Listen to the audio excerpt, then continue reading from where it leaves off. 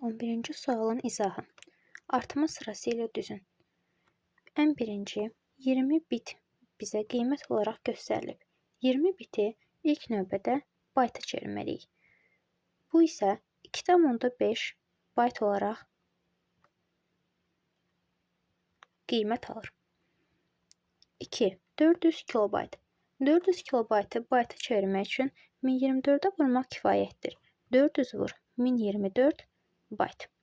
Bizim burada hər bir vahidi bayta gətirməyimizi əsas məqsəd artma sırası ilə rahat düzmək təmin etməkdir. Üçüncü, 2 gigabayt. 2 gigabaytı bayta çevirmək üçün 2 vur 1024 vur 1024 və vur 1024 yazmağımız lazımdır. 0,25 megabaytı isə 4/1 vur 1024 vur 1024 şəklində yaza bilərik.